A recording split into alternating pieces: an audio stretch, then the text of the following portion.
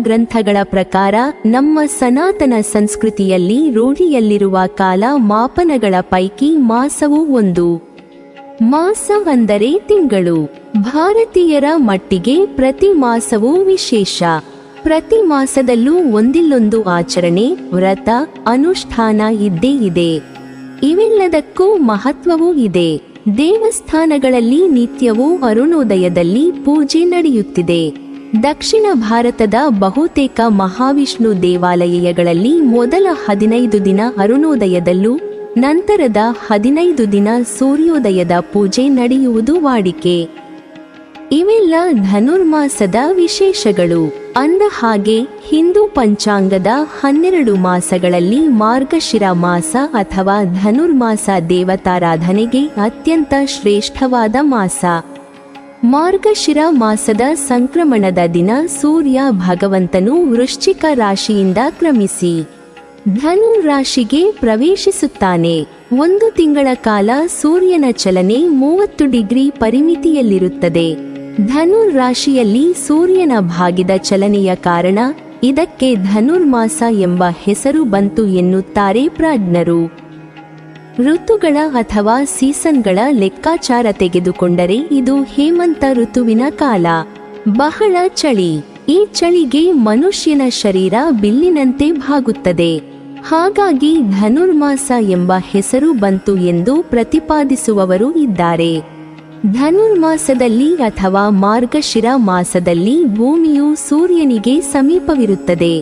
ಭೌಗೋಳಿಕವಾಗಿ ಭೂಮಿಯ ಉತ್ತರದ ಭಾಗವು ಸೂರ್ಯನ ವಿರುದ್ಧ ದಿಕ್ಕಿಗೆ ಮುಖ ಮಾಡಿರುತ್ತದೆ. ಇದೇ ಕಾರಣಕ್ಕೆ ಅದು ಸೃಷ್ಟಿಸುವ ಕೋನದಿಂದಾಗಿ ಸೂರ್ಯ ಕಿರಣಗಳು ಭೂಮಿಗೆ ತಾಗುತ್ತಿದ್ದಂತೆ ಚದುರಿ ಹೋಗಿ ಭೂಮಿಯ ಈ ಭಾಗವನ್ನು ಬೆಚ್ಚಗಿಡಲು ವಿಫಲವಾಗುತ್ತವೆ. ಆದ್ದರಿಂದಲೇ ಭೂಮಿಯ ಈ ಭಾಗವು ತಂಪಾಗಿರುತ್ತದೆ. ಧನುರ್ಮಾಸದ ಪೂಜೆ ಬಹಳ ವಿಶೇಷ. ಅರುಣೋದಯಕ್ಕೂ 4 ಘಳಿಗೆ ಮೊದಲೇ ಎದ್ದು ಅರುಣೋದಯದಲ್ಲಿ ಪೂಜೆ ಆರಂಭಿಸಿ ಸೂರ್ಯೋದಯಕ್ಕೂ ಮೊದಲೇ ಪೂಜೆ ಮುಗಿಸಬೇಕು ಎನ್ನುತ್ತದೆ ಶಾಸ್ತ್ರ. ಹೀಗೆ ಮಾಡುವುದರಿಂದ 1000 ವರ್ಷಗಳ ಪೂಜಾ ಫಲ ಒಂದೇ ದಿನದಲ್ಲಿ ಲಭ್ಯವಾಗುತ್ತದೆ ಎಂಬುದು ನಂಬಿಕೆ. ಭಗವಂತನ ಅನುಗ್ರಹವನ್ನು ಪಡೆದು ಕೃತಾರ್ಥರಾಗಬೇಕು ಎಂದು ಪ್ರಯತ್ನಿಸುವ ಸಜ್ಜೀವರ ಮೇಲೆ ಭಗವಂತ ತೋರಿಸುವ ಅನುಗ್ರಹ ಅಪಾರವಾದುದು. ಧನುರ್ಮಾಸದ ಪೂಜೆ ಮಾಡುವುದರಿಂದ 1000 ವರ್ಷ ಮಾಡುವ ಪೂಜೆಯ ಪುಣ್ಯದ ಫಲವನ್ನು ಒಂದು ದಿನದಲ್ಲಿ ಭಗವಂತ ಕೊಡುತ್ತಾನೆ. ಅನೇಕ ರೀತಿಯ ಕಾರುಣ್ಯವನ್ನು ಭಗವಂತ ತೋರಿಸುತ್ತಿದ್ದು ಅಂತಹ ಕಾರುಣ್ಯಗಳ ಪೈಕಿ ಒಂದು ಧನುರ್ಮಾಸದ ಪೂಜೆಗೆ ಭಗವಂತ ನೀಡಿರುವ ಮಹತ್ವವೇ ಇದು. ಮನುಷ್ಯನಾದವನು ನಿರಂತರ 1000 ವರ್ಷ ಬದುಕುವುದು ಸಾಧ್ಯವೇ ಇಲ್ಲ. ಬದುಕಿದರೂ ನಿರಂತರ 1000 ವರ್ಷ ಪೂಜೆ ಮಾಡುವುದು ಸಾಧ್ಯವೇ ಇಲ್ಲ. ಯಾವುದನ್ನು ನಮಗೆ ಪಡೆಯುವುದಕ್ಕೆ ಸಾಧ್ಯವಿಲ್ಲವೋ ಅಂತಹ ಪೂಜಾ ಫಲವನ್ನು ಭಗವಂತ ನಮಗೆ ಈ ಅವಧಿಯಲ್ಲಿ ಸಲ್ಲಿಸುವ ಪೂಜೆಯ ಮೂಲಕ ಅನುಗ್ರಹಿಸುತ್ತಾನೆ. ಭಗವದ್ಗೀತೆಯಲ್ಲಿ ಭಗವಾನ್ ಕೃಷ್ಣನು ಧನುರ್ಮಾಸದ ಕುರಿತು ಹೀಗೆಂದು ಹೇಳಿದ್ದಾನೆ: ನಾನು ವರ್ಷದ ತಿಂಗಳುಗಳಲ್ಲಿ ಮಾರ್ಗಶಿರ ಮಾಸದಲ್ಲಿ ಅಂದರೆ ಧನುರ್ಮಾಸದಲ್ಲಿ ಹೆಚ್ಚು ಪ್ರಕಟಗೊಳ್ಳುತ್ತೇನೆ. ಈ ಕಾರಣಕ್ಕಾಗಿ ಋಷಿಗಳು ಈ ಮಾಸವನ್ನು ಸಂಪೂರ್ಣವಾಗಿ ಭಕ್ತಿ ಚಟುವಟಿಕೆಗಳ ಮೇಲೆ ಕೇಂದ್ರೀಕರಿಸಲು ಮೀಸಲಿಟ್ಟಿದ್ದಾರೆ. ಸಂಪ್ರದಾಯದ ಪ್ರಕಾರ ಧನುರ್ಮಾಸದಲ್ಲಿ ದೇವರುಗಳು ಮುಂಜಾನೆ ಎದ್ದೇಳುತ್ತಾರೆ. ಅವರು ಬ್ರಹ್ಮ ಮುಹೂರ್ತದ ಮಂಗಳಕರ ಅವಧಿಯಲ್ಲಿ ಶ್ರೀ ಮಹಾವಿಷ್ಣುವಿಗೆ ವಿಶೇಷ ಪ್ರಾರ್ಥನೆಗಳನ್ನು ಸಲ್ಲಿಸುತ್ತಾರೆ. ಈ ಬ್ರಾಹ್ಮಿ ಮುಹೂರ್ತದಲ್ಲಿ ಯಾರು ಎದ್ದು ಸ್ನಾನ ಮತ್ತು ನಿತ್ಯ ವಿಧಿಗಳನ್ನು ಪೂರೈಸಿ ಭಗವಂತನನ್ನು ಪೂಜಿಸಿ ಹುಗ್ಗಿಯನ್ನು ಧನುರ್ಗಣಪನಿಗೆ ಸಮರ್ಪಿಸುತ್ತಾರೋ ಅವರ ಮನೋಭೀಷ್ಟಗಳು ಅಕ್ಷಯವಾಗಿ ನೆರವೇರುತ್ತದೆ ಎಂಬುದು ನಂಬಿಕೆ. ಅದೇ ರೀತಿ ಧನುರ್ಮಾಸದಲ್ಲಿ ಶ್ರೀ ಮಹಾವಿಷ್ಣು ಪೂಜೆ ಮತ್ತು ಶ್ರೀಲಕ್ಷ್ಮಿಯನ್ನು 12 ನಾಮದೊಂದಿಗೆ ಪ್ರಾರ್ಥಿಸಿದರೆ ಸಂಪತ್ತು ಒಲಿಯುವುದೆಂಬ ಮಾತಿದೆ. ಈ ಬ್ರಾಹ್ಮಿ ಮುಹೂರ್ತದಲ್ಲಿ ಸ್ನಾನ ಮಾಡುವಾಗ ಕೆಲವು ನಿಯಮಗಳನ್ನು ಪಾಲಿಸಿದರೆ ಮನೆಯಲ್ಲಿನ ದರಿದ್ರ ನಾಶವಾಗಿ ಲಕ್ಷ್ಮಿ ಶಾಶ್ವತವಾಗಿ ನಿಮ್ಮ ಮನೆಯಲ್ಲಿ ನೆಲೆಸುತ್ತಾಳೆ. ಸ್ನಾನ ಮಾಡುವ ಮುನ್ನ ನೀರಿಗೆ ಈ ವಸ್ತುಗಳನ್ನು ಬೆರೆಸುವುದರಿಂದ ಅದೃಷ್ಟದ ಬಾಗಿಲನ್ನು ತೆರೆಯುತ್ತದೆ. ಈ ಪ್ರಕಾರದಲ್ಲಿ ಸ್ನಾನ ಮಾಡುವುದರಿಂದ ಮನೆಯಲ್ಲಿ ಸುಖ ಶಾಂತಿ ನೆಲೆಸುವುದು, ಜೊತೆಗೆ ಹಣದ ಹರಿವು ಹೆಚ್ಚಾಗುವುದು. ಬನ್ನಿ ಇಂದು ನಾವು ಧನುರ್ಮಾಸದಲ್ಲಿ ಹೇಗೆ ಸ್ನಾನ ಮಾಡಿ ಪೂಜೆ ಮಾಡಬೇಕು ಎಂದು ತಿಳಿದುಕೊಳ್ಳೋಣ. ಹಿಂದೂ ಧರ್ಮದಲ್ಲಿ ಮನುಷ್ಯನ ಜೀವನಕ್ಕೆ ಸಂಬಂಧಿಸಿದ ಅನೇಕಾನೇಕ ಸಂಗತಿಯನ್ನು ಹೇಳಲಾಗಿದೆ. ಸ್ನಾನದ ಬಗ್ಗೆಯೂ ಗ್ರಂಥದಲ್ಲಿ ವಿವರಿಸಲಾಗಿದೆ. ಮನುಷ್ಯ ಯಾವ ಸಮಯದಲ್ಲಿ ಸ್ನಾನ ಮಾಡಬೇಕು, ದಿನಕ್ಕೆ ಎಷ್ಟು ಬಾರಿ ಸ್ನಾನ ಮಾಡಬೇಕು ಎಂಬುದು ಸೇರಿದಂತೆ ಹೇಗೆ ಸ್ನಾನ ಮಾಡಬೇಕು ಎನ್ನುವುದನ್ನು ಕೂಡ ಹೇಳಲಾಗಿದೆ. ಆಗಾಗ್ಗೆ ಮನೆಯ ಹಿರಿಯರು ನಮಗೆ ಅನೇಕ ವಿಷಯಗಳಲ್ಲಿ ನಿರ್ಬಂಧ ಹೇರುವುದನ್ನು, ಅಂದರೆ ಅದನ್ನು ಮಾಡಬೇಡಿ, ಇದನ್ನು ಮಾಡಬೇಡಿ ಎನ್ನುವುದನ್ನು ನೀವು ಗಮನಿಸಿರಬಹುದು.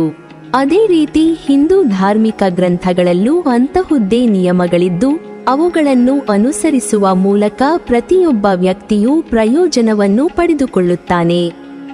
ನಮ್ಮ ಧಾರ್ಮಿಕ ಗ್ರಂಥಗಳಲ್ಲಿಯೂ ಒಬ್ಬ ವ್ಯಕ್ತಿ ಎದ್ದಾಗಿನಿಂದ ರಾತ್ರಿ ಮಲಗುವವರೆಗೆ ಹಾಗೂ ತಿನ್ನುವುದರಿಂದ ಹಿಡಿದು ಸ್ನಾನ ಮಾಡುವವರೆಗೂ ಕೆಲವೊಂದು ನಿಯಮಗಳನ್ನು ಹೇಳಲಾಗಿದೆ. ಶಾಸ್ತ್ರದ ಪ್ರಕಾರ ಬೆತ್ತಲೆಯಾಗಿ ಸ್ನಾನ ಮಾಡುವುದನ್ನು ನಿಷೇಧಿಸಲಾಗಿದೆ. ಬಟ್ಟೆ ಇಲ್ಲದೆ ಬೆತ್ತಲೆಯಾಗಿ ಸ್ನಾನ ಮಾಡಬಾರದು ಎಂದು ಹಿರಿಯರು ಹೇಳೋದನ್ನು ನಾವು ಕೇಳಿರ್ತೇವೆ. ಬಟ್ಟೆ ಹಾಕಿ ಸ್ನಾನ ಮಾಡಿದ್ರೆ ಮೈ ಸ್ವಚ್ಛವಾಗೋದಿಲ್ಲ ಎನ್ನುವವರಿದ್ದಾರೆ. ಆದ್ರೆ ಬಟ್ಟೆ ಹಾಕಿ ಸ್ನಾನ ಮಾಡಿದ್ರೆ ಅನೇಕ ಸಮಸ್ಯೆ ಎದುರಾಗುತ್ತದೆ ಎಂದು ಶಾಸ್ತ್ರ ಹೇಳುತ್ತದೆ. ಬಟ್ಟೆ ಇಲ್ಲದೆ ಯಾಕೆ ಸ್ನಾನ ಮಾಡಬಾರದು ಎಂಬುದಕ್ಕೆ ಅನೇಕ ಕಾರಣಗಳನ್ನು ಗ್ರಂಥದಲ್ಲಿ ಹೇಳಲಾಗಿದೆ. ಧಾರ್ಮಿಕ ನಂಬಿಕೆಗಳ ಪ್ರಕಾರ ಒಂದು ಕಾಲದಲ್ಲಿ ಗೋಪಿಯರು ಸರೋವರದಲ್ಲಿ ಬೆತ್ತಲೆಯಾಗಿ ಸ್ನಾನ ಮಾಡುತ್ತಿದ್ದರು. ಈ ವೇಳೆ ಬಾಲಕೃಷ್ಣನು ಆತನ ಬಟ್ಟೆಗಳನ್ನು ಬಚ್ಚಿಟ್ಟಿದ್ದನು. ಇದನ್ನು ನೋಡಿದ ಗೋಪಿಕೆಯರು ಗಾಬರಿಗೊಂಡು ಅಸಮಾಧಾನಗೊಂಡರು ಮತ್ತು ತಮ್ಮ ಬಟ್ಟೆಗಳನ್ನು ಹಿಂತಿರುಗಿಸುವಂತೆ ಒತ್ತಾಯಿಸಿದರು. ಎಲ್ಲ ಗೋಪಿಯರಿಗೆ ಬಟ್ಟೆಗಳನ್ನು ಹಿಂದಿರುಗಿಸುವಾಗ ಭಗವಾನ್ ಶ್ರೀಕೃಷ್ಣನು ಅವರಿಗೆ ಎಂದಿಗೂ ಬೆತ್ತಲೆಯಾಗಿ ಸ್ನಾನ ಮಾಡಬಾರದು ಎಂದು ತಿಳಿಸಿದನು. ಬೆತ್ತಲೆಯಾಗಿ ಸ್ನಾನ ಮಾಡುವುದರಿಂದ ನಾವು ಜಲದೇವನಾದ ವರುಣನಿಗೆ ಅಪಮಾನ ಮಾಡಿದಂತಾಗುತ್ತದೆ ಎಂದು ಶ್ರೀಕೃಷ್ಣನು ಹೇಳುತ್ತಾನೆ. ತೆರೆದ ಸ್ಥಳದಲ್ಲಿ ಮಾತ್ರವಲ್ಲ, ಮುಚ್ಚಿದ ಸ್ನಾನಗೃಹದಲ್ಲಿಯೂ ಸಹ ಯಾವುದೇ ಮನುಷ್ಯನು ಬೆತ್ತಲೆಯಾಗಿ ಸ್ನಾನ ಮಾಡಬಾರದು. ಇದನ್ನು ಮಾಡುವುದರಿಂದ ಅವರು ದೈಹಿಕ ಮತ್ತು ಆರ್ಥಿಕ ಸಮಸ್ಯೆಗಳನ್ನು ಎದುರಿಸಬೇಕಾಗಬಹುದು. ನೀವು ಕೋಣೆಯಲ್ಲಿ ಸ್ನಾನ ಮಾಡ್ತೀರಿ, ಯಾರೂ ನಿಮ್ಮನ್ನು ನೋಡೋದಿಲ್ಲ ಎಂದು ನೀವು ಭಾವಿಸ್ತೀರಿ. ಆದ್ರೆ ದೇವರು ಎಲ್ಲ ಕಡೆ ಇರುತ್ತಾನೆ, ಆತ ನಿಮ್ಮನ್ನು ನೋಡ್ತಿರುತ್ತಾನೆ. ಇದು ಜಲದೇವನಾದ ವರುಣನನ್ನು ಅವಮಾನಿಸಿದಂತೆ. ಅದಕ್ಕಾಗಿಯೇ ನೀವು ಬೆತ್ತಲೆಯಾಗಿ ಸ್ನಾನ ಮಾಡಬಾರದು. ಬೆತ್ತಲೆಯಾಗಿ ಸ್ನಾನ ಮಾಡುವುದು ಪಾಪವನ್ನು ಉಂಟುಮಾಡುತ್ತದೆ, ಆರ್ಥಿಕ ಮತ್ತು ದೈಹಿಕ ಹಾನಿಯನ್ನು ಉಂಟುಮಾಡುತ್ತದೆ. ಆದ್ದರಿಂದ ಪುರುಷರಾಗಲಿ ಸ್ತ್ರೀಯರಾಗಲಿ ಧನುರ್ಮಾಸದಲ್ಲಿ ಬೆತ್ತಲೆ ಸ್ನಾನ ಮಾಡದೆ ಒಂದು ತುಂಡು ಬಟ್ಟೆಯನ್ನಾದರೂ ಹಾಕಿಕೊಂಡು ಸ್ನಾನ ಮಾಡಿ. ಆಗ ನಿಮ್ಮ ಆರ್ಥಿಕ ಸಮಸ್ಯೆಗಳು ಸರಿಯಾಗುತ್ತದೆ. ಗರುಡ ಪುರಾಣದ ಪ್ರಕಾರ ಸ್ನಾನ ಮಾಡುವಾಗ ಪಿತೃಗಳು ನಿಮ್ಮ ಸುತ್ತಲೂ ಇರುತ್ತಾರೆ.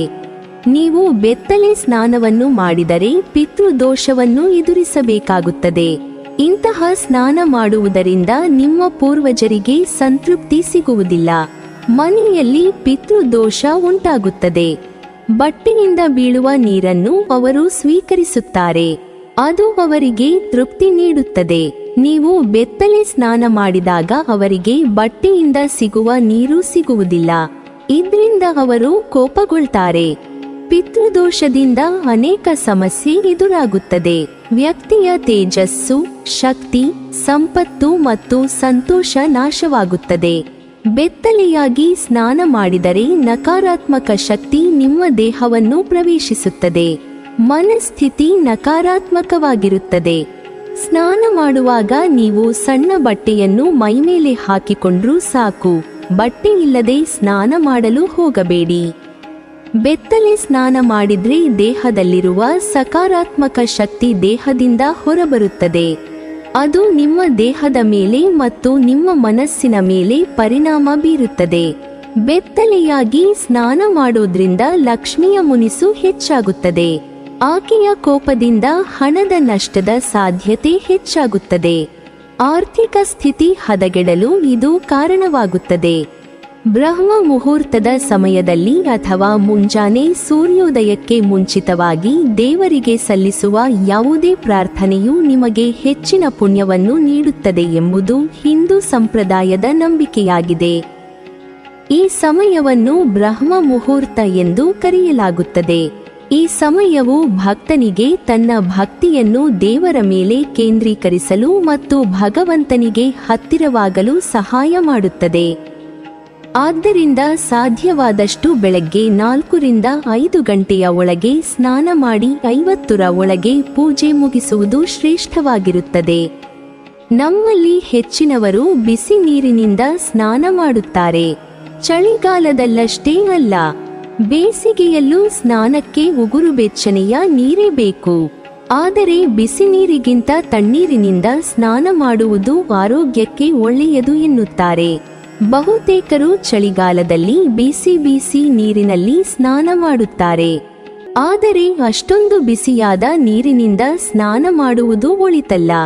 ಹಾಗಂತ ತಣ್ಣೀರು ಸರಿಯಲ್ಲ.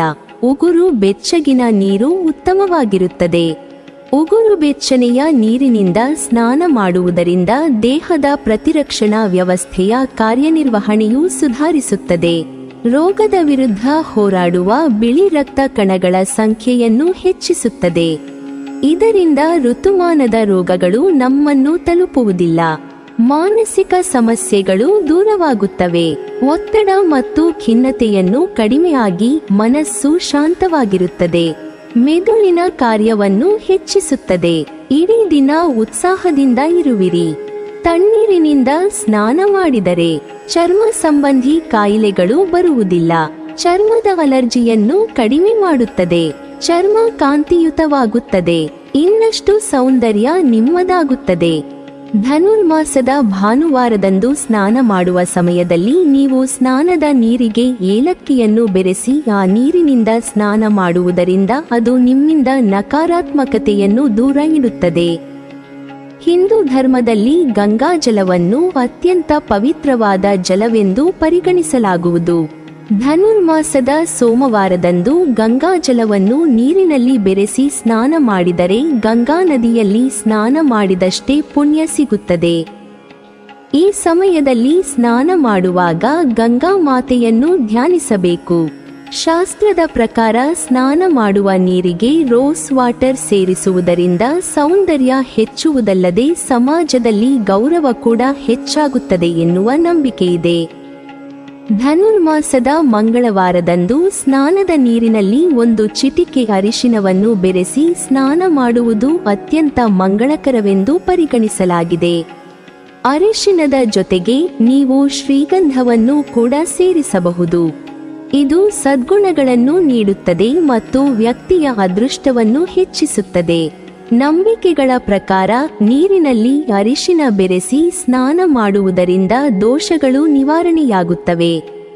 ಧನುರ್ಮಾಸದ ಬುಧವಾರದಂದು ನೀವು ಸ್ನಾನದ ನೀರಿನಲ್ಲಿ ಕರ್ಪೂರವನ್ನು ಸೇರಿಸಿ ಕೂಡ ಸ್ನಾನ ಮಾಡಬಹುದು.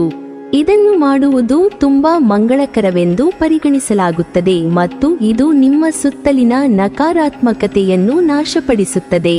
ಧನುರ್ಮಾಸದ ಗುರುವಾರದಂದು ಶ್ರೀಗಂಧವನ್ನು ಸ್ನಾನದ ನೀರಿನಲ್ಲಿ ಸೇರಿಸಿ ಕೂಡ ಸ್ನಾನ ಮಾಡಬಹುದು. ಅನೇಕರು ಸ್ನಾನ ಮಾಡುವ ಮೊದಲು ಶ್ರೀಗಂಧವನ್ನು ಮೈಮೇಲೆ ಹಚ್ಚಿಕೊಳ್ಳುತ್ತಾರೆ. ಆದರೆ ಸ್ನಾನದ ನೀರಿನಲ್ಲಿ ಶ್ರೀಗಂಧವನ್ನು ಸೇರಿಸುವುದು ಆಂತರಿಕ ಶಾಂತಿ ಮತ್ತು ಆಧ್ಯಾತ್ಮಿಕ ಅಭ್ಯಾಸವನ್ನು ಅಭಿವೃದ್ಧಿಪಡಿಸಲು ಉಪಯುಕ್ತವಾಗಿದೆ. ಇದು ಯಶಸ್ಸನ್ನು ಆಕರ್ಷಿಸುತ್ತದೆ. ಶ್ರೀಗಂಧವನ್ನು ನೀರಿಗೆ ಸೇರಿಸುವುದರಿಂದ ಮನಸ್ಸು ಏಕಾಗ್ರವಾಗುತ್ತದೆ. ಒತ್ತಡ ಕಡಿಮೆಯಾಗುತ್ತದೆ. ನಿಮ್ಮ ಗುರಿಗಳನ್ನು ಸಾಧಿಸಲು ಸಹಾಯ ಮಾಡುತ್ತದೆ. ಸ್ನಾನದ ನೀರಿಗೆ ಶ್ರೀಗಂಧದ ಎಣ್ಣೆಯ ಕೆಲವು ಹನಿಗಳನ್ನು ಸೇರಿಸಬಹುದು. ಇದು ಚರ್ಮಕ್ಕೆ ಉತ್ತಮ ಪರಿಮಳ ನೀಡುತ್ತದೆ. ಧನುರ್ಮಾಸದ ಶುಕ್ರವಾರದಂದು ನಿಮ್ಮ ಸ್ನಾನದ ನೀರಿಗೆ ಗುಲಾಬಿ ದಳಗಳನ್ನು ಸೇರಿಸಿದರೆ ಪ್ರೀತಿಯ ಜೀವನವು ಸುಗಮವಾಗಿ ಸಾಗುತ್ತದೆ. ಜೀವನದಲ್ಲಿ ಶಾಂತಿ ನೆಲೆಸುತ್ತದೆ. ಗುಲಾಬಿ ದಳಗಳ ಜೊತೆಯಲ್ಲಿ ಸ್ನಾನ ಮಾಡುವ ನೀರಿಗೆ ಒಂದೆರಡು ಹನಿ ಹಾಲು ಸೇರಿಸುವುದರಿಂದ ಅನೇಕ ಲಾಭ ಪಡೆಯಬಹುದು. ಜೇನುತುಪ್ಪವನ್ನು ಒಂದು ಹನಿ ನೀರಿಗೆ ಹಾಕಿ ಸ್ನಾನ ಮಾಡಿದರೆ ಜೀವನದಲ್ಲಿ ಬಹುದೊಡ್ಡ ಬದಲಾವಣೆ ಕಾಣುವಿರಿ. ಜೇನುತುಪ್ಪವು ಶುಕ್ರನ ಸಂಕೇತವಾಗಿದ್ದು ಐಷಾರಾಮಿ ಜೀವನ ನಡೆಸಲು ಸಹಾಯಕವಾಗಿದೆ. ಇದರಿಂದ ಸಾಂಸಾರಿಕ ಸುಖ ಹೆಚ್ಚಾಗುತ್ತದೆ. ಇದು ಚಿಂತೆಯನ್ನು ದೂರ ಮಾಡುವುದು. ನಿಮ್ಮ ಮನಸ್ಸು ಶಾಂತವಾಗಿ ನಿರಾಳ ಭಾವನೆ ಬರುವುದು. ಸಿರಿತನ ಒಲಿದು ಬರಬೇಕಾದರೆ ಶುಕ್ರವಾರ ಮುಂಜಾನೆ 5 ಗಂಟೆಯಲ್ಲಿ ಅಷ್ಟಲಕ್ಷ್ಮಿಯರನ್ನು ಪೂಜಿಸಬೇಕು. ಕನಕಧಾರ ಸ್ತೋತ್ರವನ್ನು ಪಠಿಸಬೇಕು. ಪೂಜೆಯ ಸಮಯದಲ್ಲಿ ಲಕ್ಷ್ಮೀ ದೇವಿಗೆ ಗುಲಾಬಿ ಹೂಗಳನ್ನು ಅರ್ಪಿಸಬೇಕು. ಈ ಪೂಜೆಯನ್ನು ರಾತ್ರಿ ಶಾಂತಿ ಮತ್ತು ಏಕಾಂತದಲ್ಲಿ ಮಾಡಿದರೆ ಹೆಚ್ಚು ಫಲ ನೀಡುತ್ತದೆ. ಆದ್ದರಿಂದ ಪೂಜೆಯ ಸಮಯದಲ್ಲಿ ಯಾರೂ ಅಡ್ಡಿಪಡಿಸದಂತೆ ಮುಂಚಿತವಾಗಿ ಕುಟುಂಬ ಸದಸ್ಯರಿಗೆ ತಿಳಿಸಿ ಬಿಡುವುದು ಸರಿಯಾದ ಮಾರ್ಗ. ಧನುರ್ಮಾದ ಶುಕ್ರವಾರವನ್ನು ಲಕ್ಷ್ಮೀ ದೇವಿಗೆ ಸಮರ್ಪಿಸಲಾಗಿದೆ ಮತ್ತು ಈ ದಿನ ಸಂಪತ್ತಿನ ದೇವತೆ ಅತ್ಯಂತ ಸಂತೋಷದ ಭಂಗಿಯಲ್ಲಿರುತ್ತಾಳೆ ಎಂದು ಶಾಸ್ತ್ರಗಳಲ್ಲಿ ಹೇಳಲಾಗಿದೆ. ಈ ದಿನದಂದು ಮನೆಯನ್ನು ಸರಿಯಾಗಿ ಶುಚಿಗೊಳಿಸಬೇಕು ಮತ್ತು ಮನೆಯ ಮಹಿಳೆಯರು ಲಕ್ಷ್ಮೀ ದೇವಿಗೆ ಅರ್ಪಿಸಲು ಶುದ್ಧ ಕೈಗಳಿಂದ ಪಾಯಸವನ್ನು ತಯಾರಿಸಬೇಕು ಎಂದು ಹೇಳಲಾಗುತ್ತದೆ. ಇದರೊಂದಿಗೆ ಶುಕ್ರವಾರ ಬೆಳಗ್ಗೆ ಈ ರೀತಿ ಮಾಡುವುದರಿಂದ ಲಕ್ಷ್ಮೀ ದೇವಿಯು ನಿಮ್ಮ ಮನೆಗೆ ಬರುತ್ತಾಳೆ ಎನ್ನುವ ನಂಬಿಕೆಯಿದೆ. ಬೆಳಗ್ಗೆ ಬ್ರಾಹ್ಮಿ ಸಮಯದಲ್ಲಿ ಲಕ್ಷ್ಮೀ ದೇವಿಯನ್ನು ಪೂಜಿಸಿ ಮತ್ತು ನಂತರ ಶ್ರೀ ಸೂಕ್ತವನ್ನು ಪಠಿಸಿ ಮತ್ತು ಕನಕಧಾರಾ ಸ್ತೋತ್ರವನ್ನು ಪಠಿಸಬೇಕು. ಇದರಿಂದ ಲಕ್ಷ್ಮೀ ದೇವಿಯು ಸಂತೋಷ ಮತ್ತು ಸಮೃದ್ಧಿಯನ್ನು ಅನುಗ್ರಹಿಸುತ್ತಾಳೆ. ಧನುರ್ಮಾದ ಶನಿವಾರದಂದು ಎಣ್ಣೆ ಸ್ನಾನ ಮಾಡಿದರೆ ದೋಷ ನಿವಾರಣೆಯಾಗುತ್ತದೆ ಎಂಬ ನಂಬಿಕೆಯಿದೆ. ಅಂದರೆ ಶನಿವಾರದಂದು ತಲೆಗೆ ಎಣ್ಣೆ ಹಚ್ಚಿ ಸ್ನಾನ ಮಾಡಿದರೆ ದೋಷ ನಿವಾರಣೆಯಾಗುತ್ತದೆ. ಆದರೆ ಶನಿವಾರ ತೈಲ ಖರೀದಿಸಲು ಉತ್ತಮ ದಿನವಲ್ಲ. ಶನಿವಾರದಂದು ಕಬ್ಬಿಣಕ್ಕೆ ಸಂಬಂಧಿಸಿದ ವಸ್ತುಗಳನ್ನು ಖರೀದಿಸಬೇಡಿ. ಕಬ್ಬಿಣವು ಶನಿಯ ಆಡಳಿತ ಅಂಶವಾಗಿದೆ. ಆದ್ದರಿಂದ ಆ ದಿನ ಕಬ್ಬಿಣದ ಸಂಬಂಧಿತ ಉತ್ಪನ್ನಗಳನ್ನು ಖರೀದಿಸಬೇಡಿ. ಹಾಗೆ ಕೊಂಡರೆ ಸಂಸಾರದಲ್ಲಿ ಅನಾವಶ್ಯಕ ಜಗಳ ಉಂಟಾಗುತ್ತವೆ. ಆದರೆ ಶನಿವಾರದಂದು ಕಬ್ಬಿಣದ ವಸ್ತುವನ್ನು ಇತರರಿಗೆ ದಾನ ಮಾಡಿದರೆ ಋಣ ತೀರುತ್ತದೆ ಎಂಬ ನಂಬಿಕೆಯಿದೆ. ಕಬ್ಬಿಣದ ಸಾಮಾನುಗಳನ್ನು ಶನಿವಾರದಂದು ಉದಾರವಾಗಿ ದಾನ ಮಾಡಿದರೆ ಸಾಲಗಳು ತೀರುತ್ತವೆ ಎಂದು ನಂಬಲಾಗುತ್ತದೆ. ಜ್ಯೋತಿಷಿಗಳ ಪ್ರಕಾರ ಶನಿದೇವನನ್ನು ಮೆಚ್ಚಿಸಲು ಶನಿವಾರದಂದು ಸಾಸಿವೆ ಎಣ್ಣೆಯ ದೀಪವನ್ನು ಹಚ್ಚುವುದು ಒಳ್ಳೆಯದು. ಆದರೆ ಈ ಉದ್ದೇಶಕ್ಕಾಗಿ ಈ ದಿನ ತಪ್ಪಾಗಿಯೂ ಸಾಸಿವೆ ಎಣ್ಣೆಯನ್ನು ಖರೀದಿಸಬಾರದು. ಬದಲಿಗೆ ನೀವು ಈಗಾಗಲೇ ಮನೆಯಲ್ಲಿ ಹೊಂದಿರುವ ಸಾಸಿವೆ ಎಣ್ಣೆಯನ್ನು ಬಳಸಿ.